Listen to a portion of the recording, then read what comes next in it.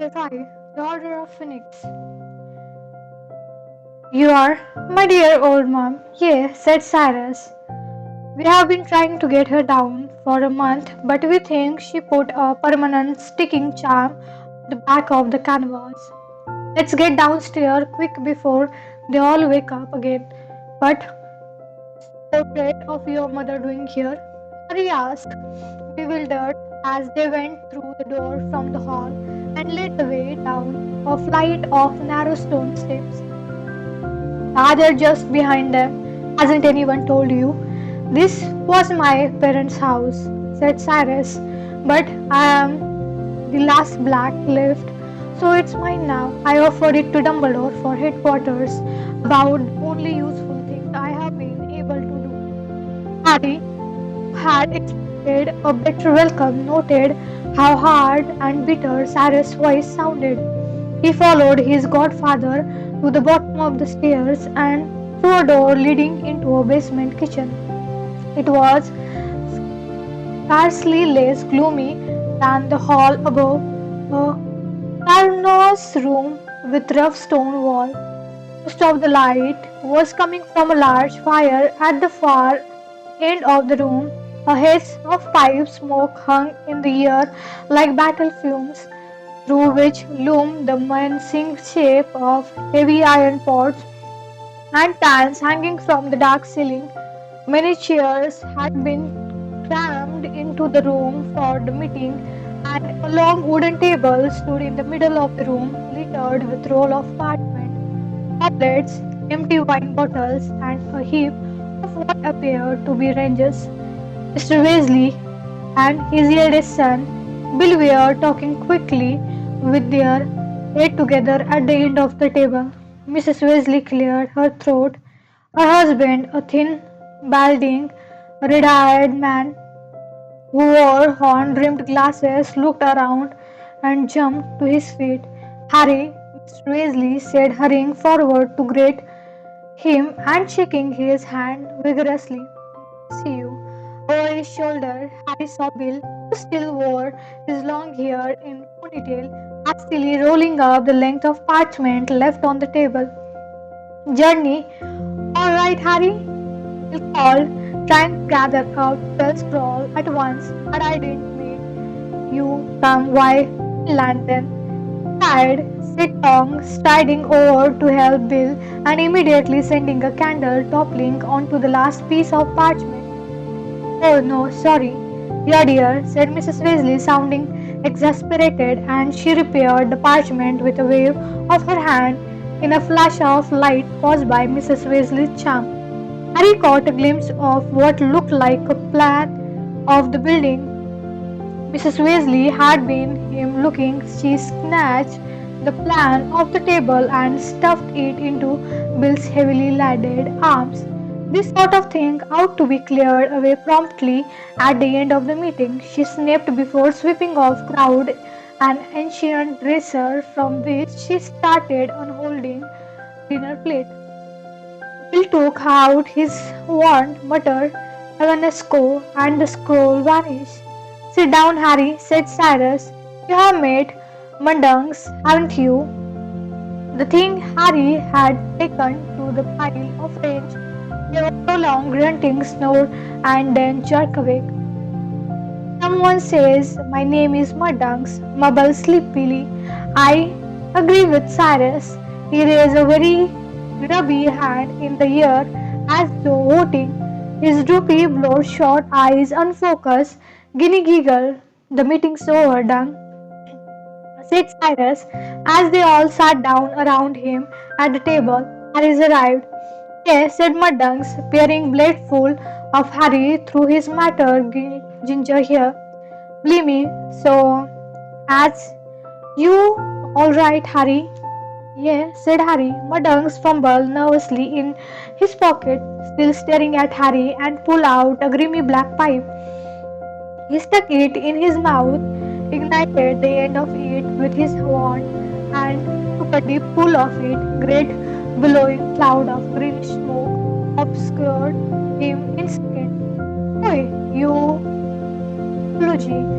grunted a voice from the middle of the smelly cloud. For the last time, Madam called Mrs. Weasley, will you please not smoke that thing in the kitchen, especially not when we are about to eat? Ah, said Mudunks, right, sorry Molly. The cloud of smoke vanished as Mudunks stowed his pipe back in his pocket, but an acrid smell of burning socks lingered. And if you want dinner before midnight, I'll need a hand, Mrs. Weasley said to the room at large. No, you can stay where you are, Harry dear. You have had a long journey. What can I do, Molly? Said Tonk, enthusiastically bounding forward. Mrs. Weasley hesitated, looking apprehensive. No, it's all right, Tonk. You have a race too. You have done enough today. No, no, I want to help, said Tonk brightly, knocking over a chair as she hurried toward the dresser from which Ginny was collecting curtains. Soon a series of heavy knives were chopping meat and vegetables of their own accord, surprised by Mr. Weasley while Mrs. Weasley stirred a cauldron, dangling over the fire, and other took our plates.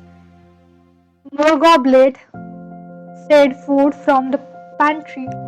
Harry was left at the table with Cyrus and Munduck, who was still blinking mouthful at him.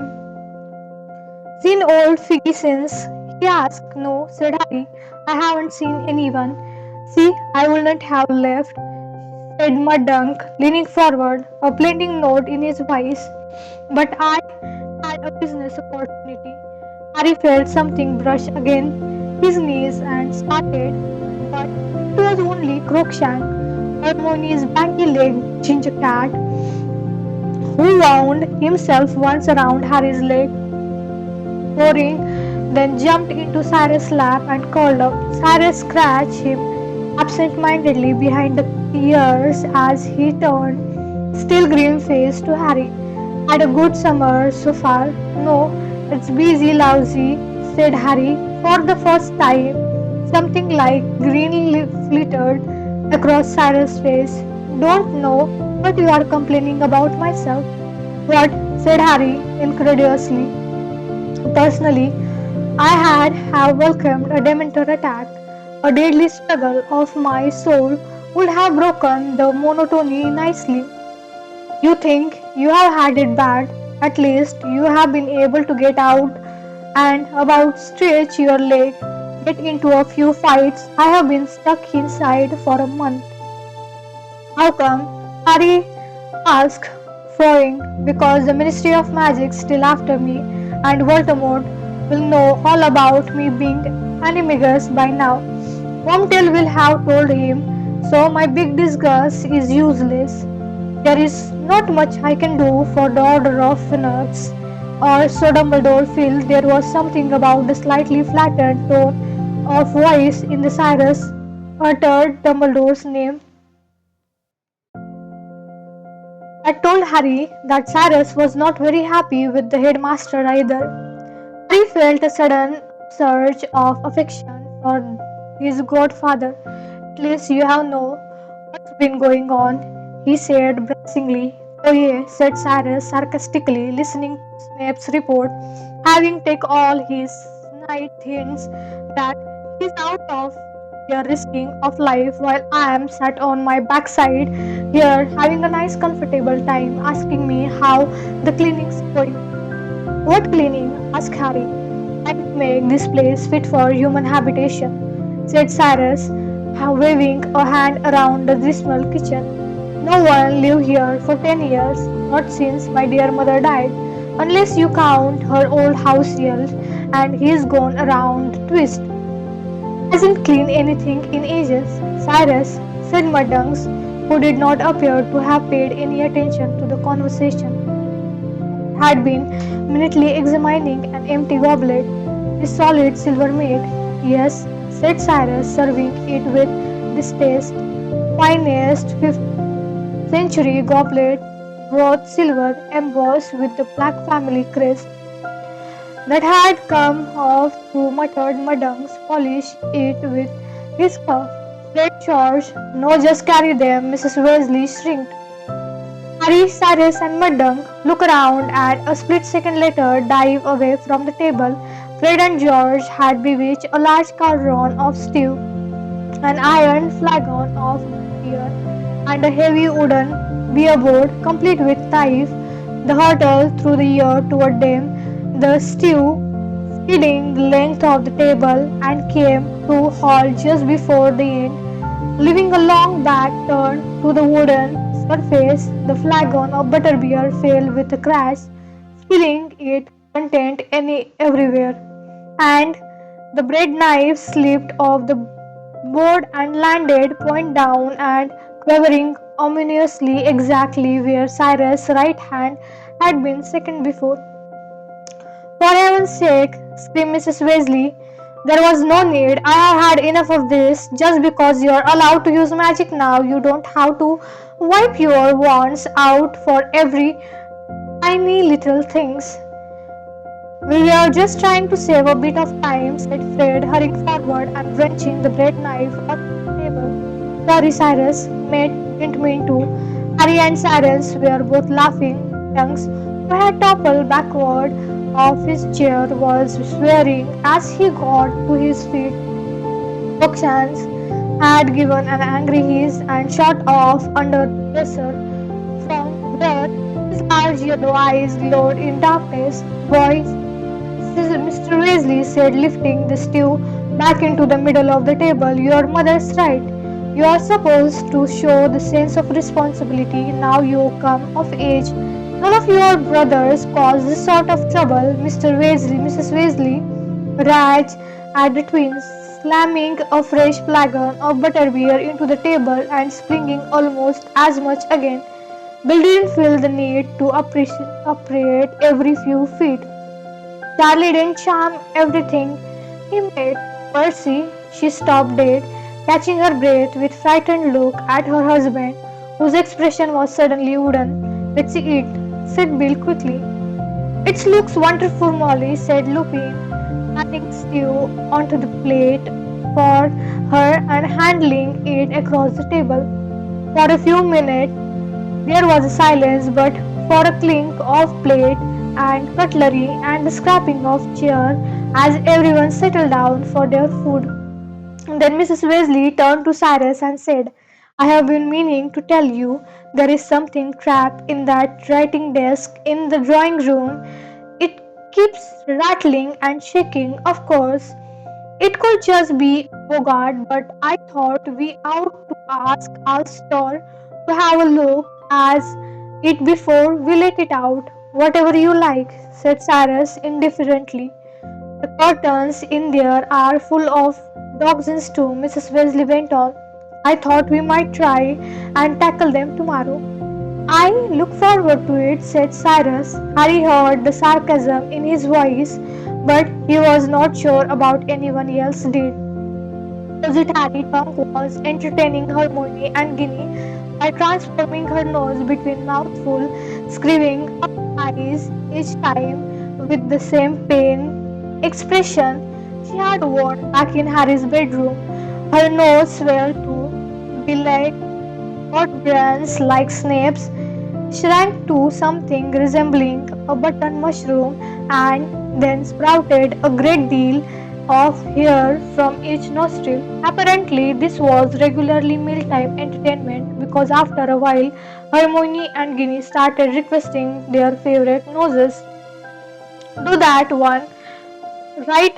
A pig shot, tongue, tongue blind, and Harry looking up and fleeting expressions that female Dudley was grinning at him from across the table. Mr. Weasley, Bill, and Lupin were having an intense discussion about goblins. They're not giving anything away yet, said Bill. I still can't work out whether they believe he's back or not. Of course, they might prefer not to take side of all, keep out of it. I'm sure they'd never go over to you know who, said Mr. Weasley, shaking his head. They have suffered losses too. Remember that goblin family he murdered last time, somewhere near Nottingham. I think it depends that they are offered, said Lupin. I am not talking about old gold. If they are offered freedom, we have been denying them for centuries. They are going to be tempted. Have you still not had any luck with Bill? He's feeling pretty anti-wizard at the moment, said Bill. He hasn't stopped wrangling about the Bagman's business. He reckoned the ministry did a cover-up. Those goblins never got their gold from him, you know. A gale of laughter from the middle of the table broadened the rest of Bill's world. Fred, George, Ron, and Managus were rolling around their seats, and then talked Muddunk's tears running down his face, and then, if you'll believe it, you say to me, he says, our dunks, there, this get all them coats from, or some son of Bulgar got and nicked my all my. And I say, nicked all your toes. Will what next?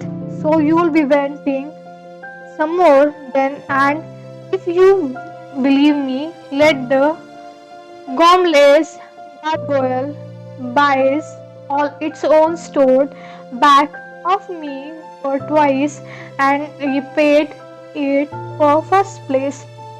I don't think we need to hear any more of your business dealing. Thank you very much, Muttons, said Mrs. Weasley sharply, as Ron slumped forward onto the table, howling with laughter.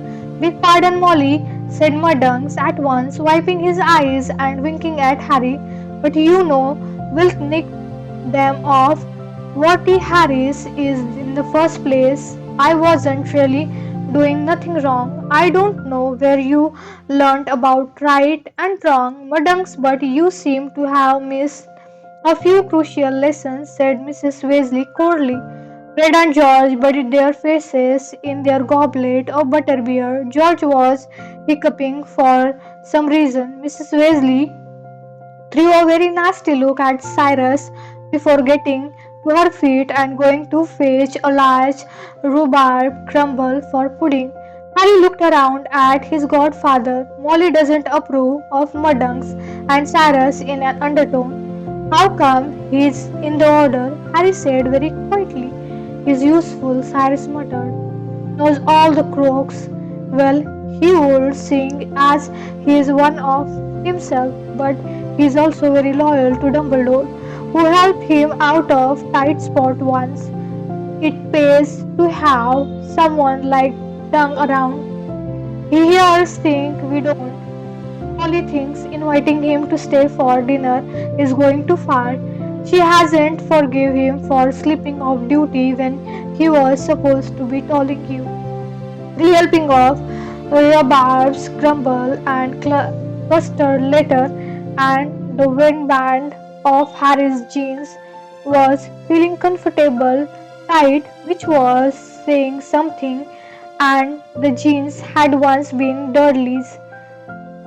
He lied down in the spoon in a lull in the general conversation. Mr. Weasley was leaning back in the chair, looking replete and relaxed. Tonks was yawning widely, her nose half back to normal, and Guinea, who had Lord Cruikshank out of under dresser, was sitting cross-legged on the floor, rolling butterbeer cork for him to chase. Nearly time to bed, I think, said Mrs. Weasley on a yawn. Not just yet, Molly, said Cyrus, pushing away his empty plate and turning to look at Harry. You know, I'm surprised at you. I thought the first thing you had do when you got here would be start asking questions about Voldemort. The atmosphere in the room changed with rapidity. Harry associated with the arrival of Dementors. Where second before it had been sleepily relaxed, it was now alert, even tense. A frisson had gone around the table at the mention of Voldemort's name. Lupin, who had been about to take a sip of wine, lowered his goblet slowly, looking worried. I did, said Harry indigently. I asked Ron and Hermione, but they said we are not allowed in the order, so. And they are quite right, said Mrs. Weasley. You are too young. She was sitting bolt upright in her chair, her fist clenched upon his arm, every trace of bronze wind gone. Since when did someone have to be the Order of the Phoenix to ask question? Asked Cyrus. Harry's been trapped in the Muggle house for a month. He's got the right to know what had happened.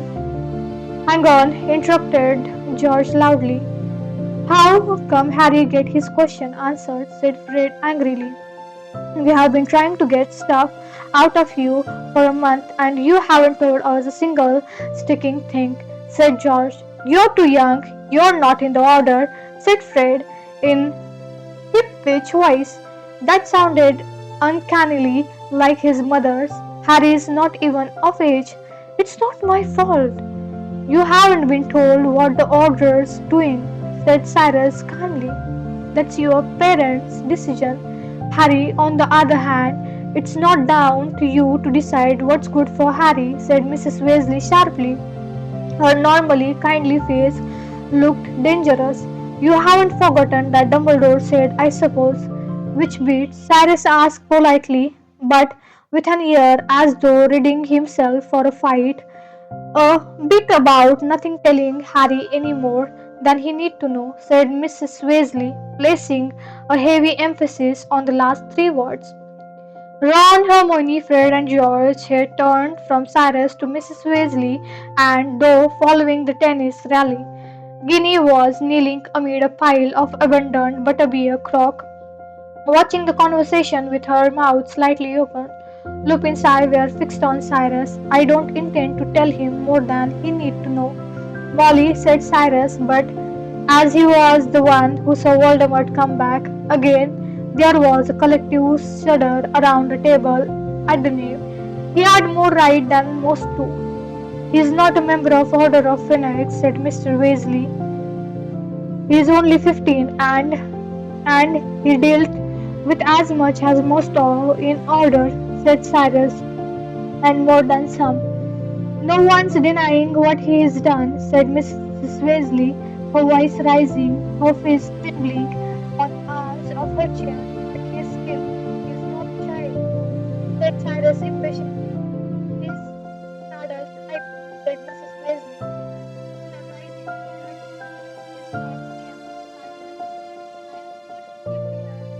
he is not a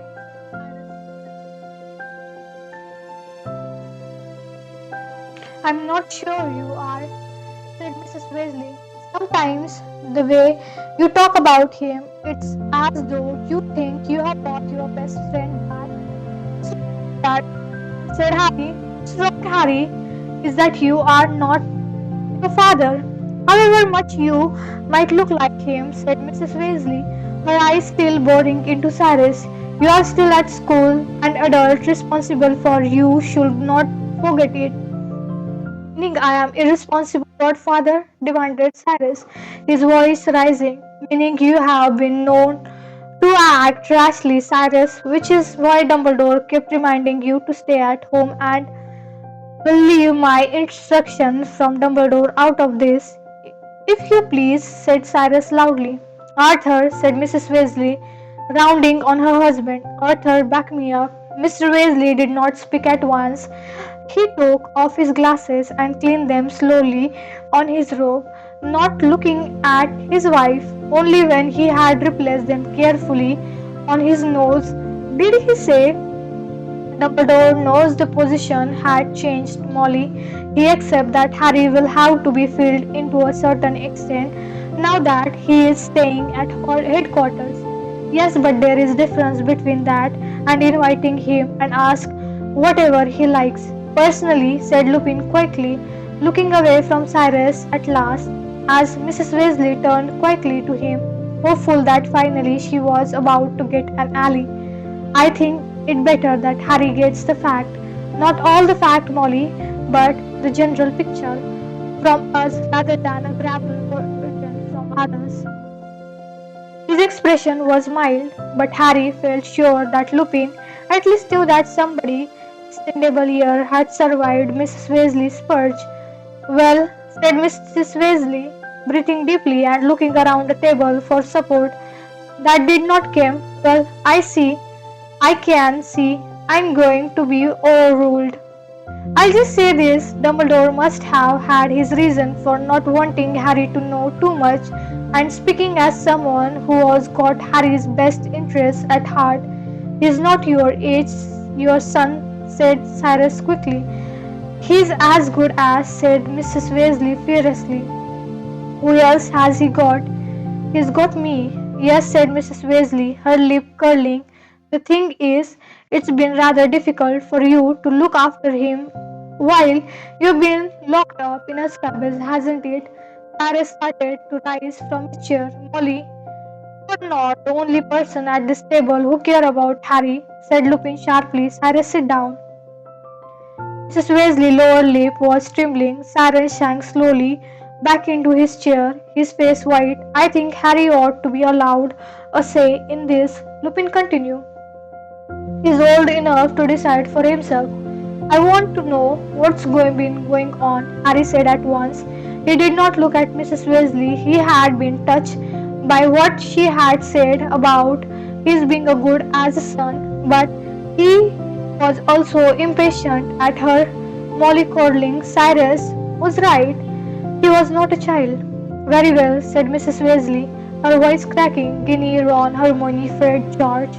I want you out of mission now. There was instant uproar. All of each Fred and George bellowed together. If Harry is allowed, why can't I? Shouted Ron. Mom, I want to. Well, me. No, shouted Mrs. Weasley, standing up, her eyes over bright. I absolutely forbid. Molly, you can't. Stop, Fred and George, said Mr. Weasley wearily. They are age. They are still at school. They are legally adult now, said Mr. Weasley in the same tired voice. Mrs. Weasley was now scarlet in face. Oh, all right then, Fred and George can stay, but Ron, Harry will tell me and Hermione everything you say anyway, said Ron hotly. Want you? He added, uncertainly meeting Harry's eyes. For a split second, Harry considered telling Ron he wouldn't tell him a single word, that he could try to taste being kept in dark and see how he liked it, but the nasty impulse vanished as they looked at each other. Of course I will, Harry said. Ron and Hermione beamed. Fine, shouted Mrs. Weasley. Fine, Ginny, bed. Did not go quickly. They could hear her ragging and snoring at her mother all the way up the stairs, and when she reached the hall, Mrs. Black's ear-splitting shriek were added to dine. Lupin hurried off to the portrait to restore calm. It was only after he had returned, closing the kitchen door behind him and taking his seat at the table again, that Cyrus spoke. Hey Harry, what do you want to know? Harry took a deep breath, asked the question, and had been obsessing him for a month. Where is Voldemort? What's he doing? I have been trying to watch the Muggle news, he said, ignoring the renewed shudder and voice at the name, and there hasn't been anything that like him yet. No funny death or anything. That's because there haven't been any suspicious death yet, said Cyrus, not as far as we know anyway. And we know quite a lot more than he thinks we do anything, said Lupin. How come he's stopping killing people? Harry asked. He knew that Voldemort had murdered more than once in last year alone because he doesn't want to draw attention to himself at this moment, said Cyrus. It would be dangerous for him. His comeback didn't come off quite the way he wanted it to, you see. He's messed it up. Or rather, you messed it up for him, said Lupin with satisfied smile. How? Harry asked perplexedly. You weren't supposed to survive, said Cyrus. Nobody apart from his Death Eater was supposed to know he had come back. You survived to bear witness, and the very last person he wanted altered to his return the moment he got back was Dumbledore, said Lupin, and you made sure Dumbledore knew at once. How has that helped? Harry asked. Are you kidding? Said Bill incredulously. Dumbledore was the only one you know who was ever scared of Thanks to you, Dumbledore was able to recall the Order of Phoenix about an hour after Voldemort's return, said Cyril. So what's the Order been doing? Said Harry, looking around at them all, working as hard as we can to make sure Voldemort can carry out his plan, said Cyrus. How do you know what his plans are?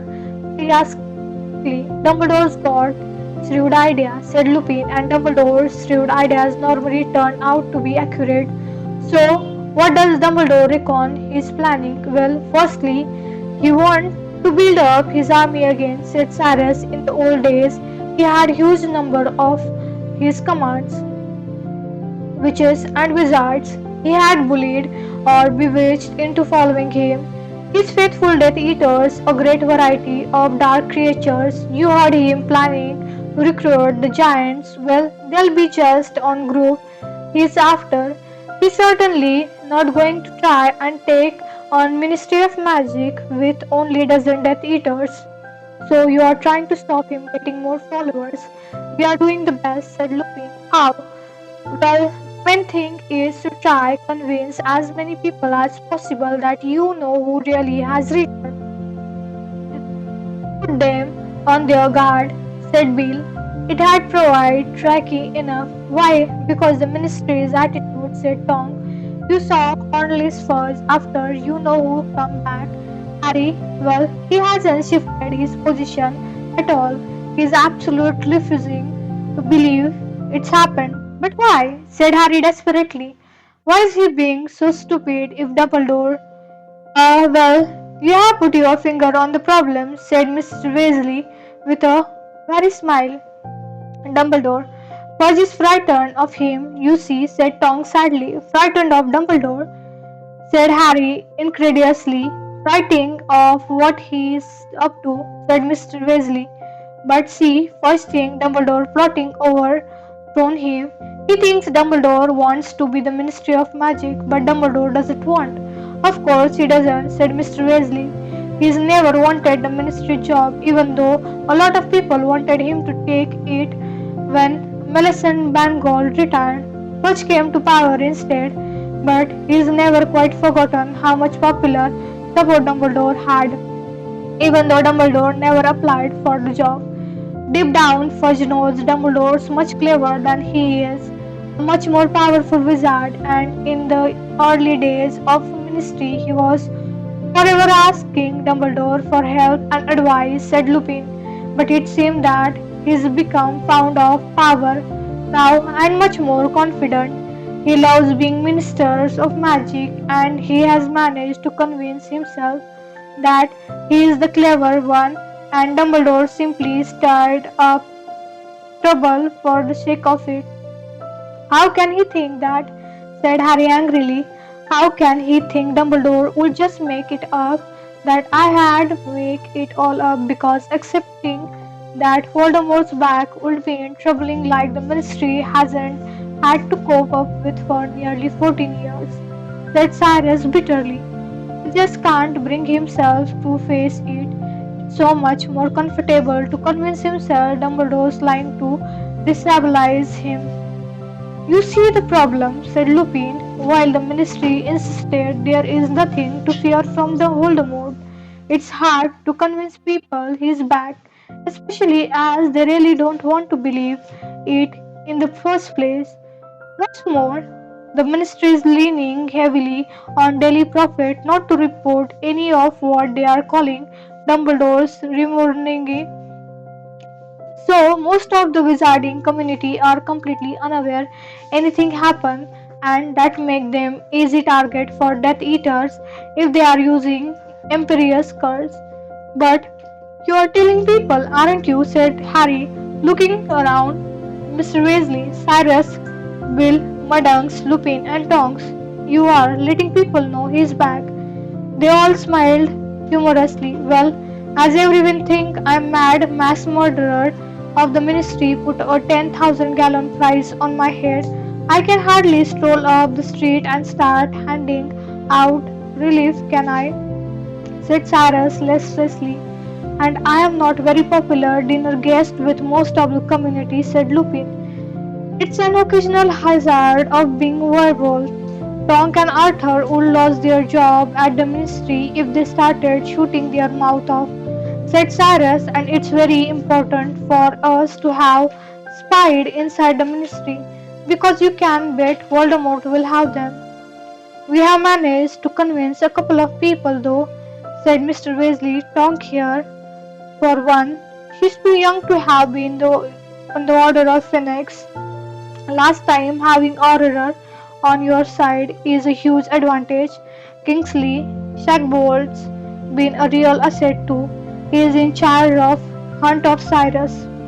So he's been feeding the ministry information that Cyrus is in Tibet. But if none of you putting the news out that Voldemort's back, Harry began. Who said none of us was putting the news out, said Cyrus. What do you think Dumbledore in such trouble? What do you mean? Harry asked. They are trying to discredit him, said Lupin. Didn't you see the Daily Prophet last week? They reported that he had been voted for the chairmanship of the International Confederation of Wizards because he's getting old and losing his grip. But it's not true. He was voted out of by ministry wizards after he made speech announcing Voldemort's return. They have demoted him from chief warlock on Wizardmont. That's the wizards' high court, and they are talking about taking away his order of Merlin first class too. But Dumbledore says he don't care what they do as long as they don't take him off Chocolate Frog card, said Bill, grinning. It's no laughing matter, said Mr. Weasley shortly. If he carries off defining with the ministry like this, he could end up in a cabin, and the last thing we want is Dumbledore locked up. While you know who knows Dumbledore out there and wise to what he is up to, he's going to go curiously for a while. If Dumbledore out of the way, well, you know who will have a clear field. But if Voldemort's trying to recruit both Death Eaters, it's bound to get out that he's coming back, isn't he? Asking Harry desperately. Voldemort doesn't march up people, houses, and bang on their front door.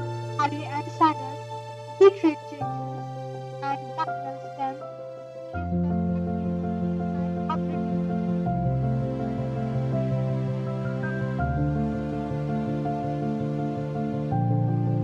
What's he after apart from followers? Harry asked swiftly.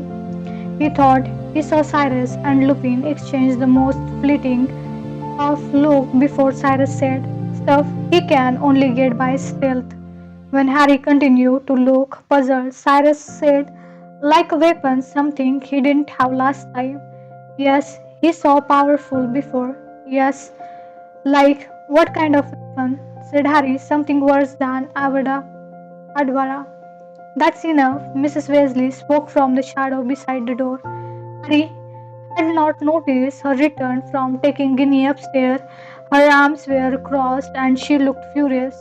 I want you in bed now, all of you, she added, looking around. And Fred, George, Ron, and Hermione. You can't boss us, Fred began. Watch me, sneered Mrs. Weasley. She was trembling slightly as she looked at Cyrus. You have given Harry plenty of information anymore, and you might just as well induct him into the already straightway. Why not? Said Harry quickly. I'll join it. I want to join. I want to fight. No, it was not Mrs. Weasley who spoke this time. Lupin. Order is comprised only of overage wizards, he said. Wizards who have left school, he added, as Fred and George opened their mouths. There are dangers involved of which you can have no idea, any of you. I think Molly's right, Cyrus. We had enough. Cyrus half shrugged but did not agree.